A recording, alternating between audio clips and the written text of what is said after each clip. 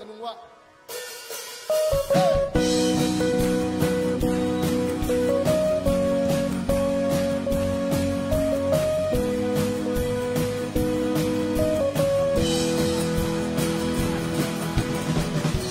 Mo pekina hompa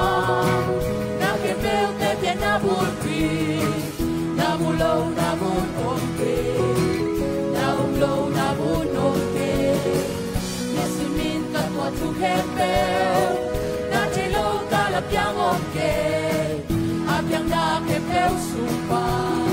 na panglen na kinong busan may kwa supa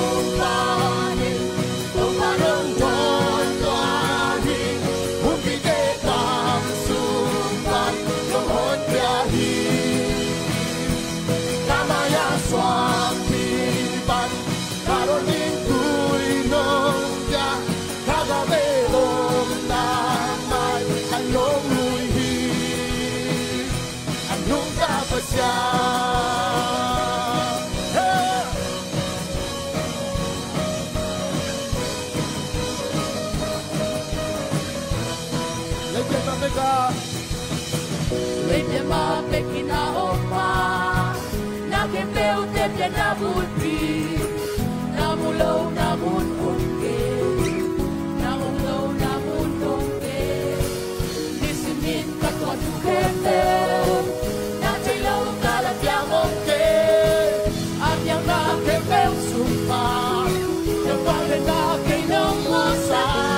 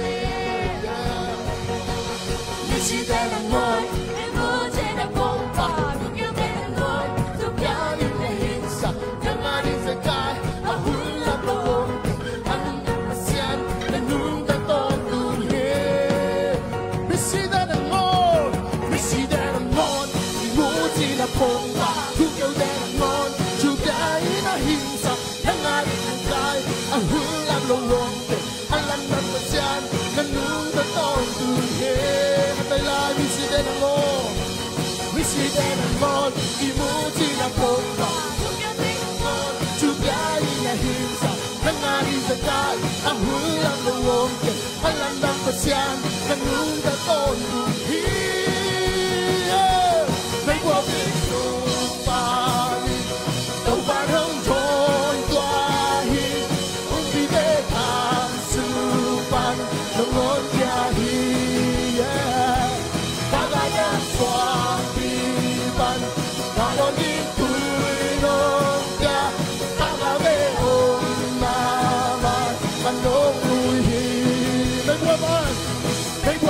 Supani,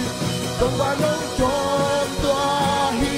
who be there than Supan, the Honyahi. Amaya Swampi Ban, Karonin Tuinokia, Agave Onama, and no Mui, and Nunta Pasya.